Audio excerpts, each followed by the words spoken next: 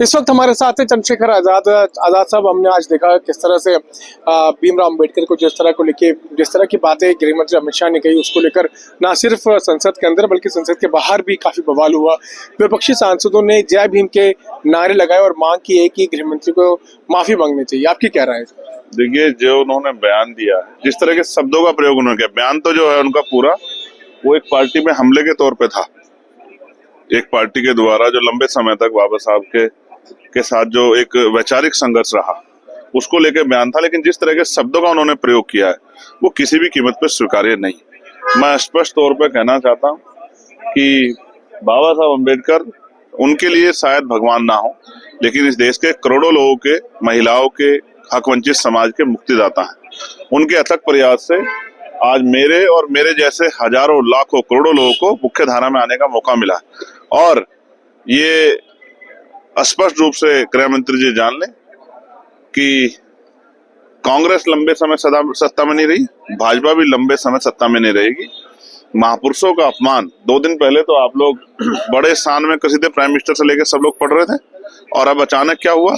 जिस तरह की भाषा शैली का प्रयोग किया है ये निंदनीय है, और इसको लेकर एक बहुत बड़ा गुस्सा पूरे देश में है।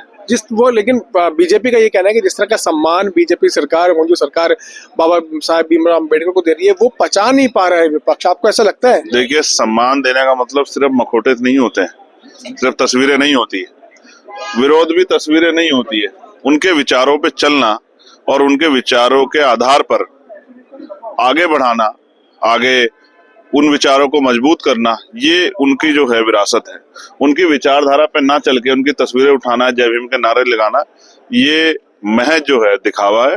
मैं स्पष्ट तौर पर कहता हूं कि बाबा साहब अम्बेडकर के जो विचार थे, अब हम 1 नेशन 1 इलेक्शन पे इसको देख लेते हैं। अभी तो ये 1 नेशन 1 इलेक्शन है, लेकिन हो सकता है आने वाले समय में 1 नेशन और नो इलेक्शन भी हो जाए। आपको कौन सी ऐसी बात है अमित शाह की जो सबसे ज्यादा बुरी लगी? जिस तरह के शब्दों के तौर पे उन्होंने बाबा साहब अम्बेडकर का नाम लिया, मैं तो वो वीडियो भी नहीं ट्वीट कर पाया, क्योंकि जिस तरह का, उस तरह की भाषा शैली और उस तरह का संबोधन किसी भी सामान्य आदमी को जो है एक्सेप्टेबल नहीं है। वो तो गृह मंत्री हैं, इसलिए जो है मैंने अपना विरोध दर्ज करा। मैं स्पष्ट तौर पे कहूँ, बाबा साहब का अपमान जो है हम लोग नहीं सहेंगे, और अम्बेडकरवादी जो है इसका बदला वोट की चोट से और संविधान की शक्ति से आने वाले समय में लेंगे। बात मैं गृह मंत्री जी को बताना चाहता हूं, और गृह मंत्री जी याद रखें, बाबा साहब अम्बेडकर सदा थे, सदा हैं और सदा रहेंगे। अभी महाराष्ट्र के परभनी में बाबा साहब अम्बेडकर की स्टैचू और संविधान की प्रतिकृति को अपमानित करने पे कितना बड़ा विरोध हुआ था।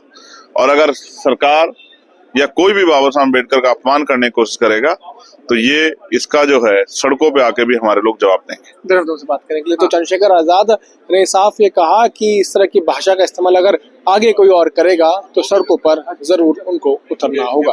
दिल्ली से अभिष मिश्रा, आज तक के लिए।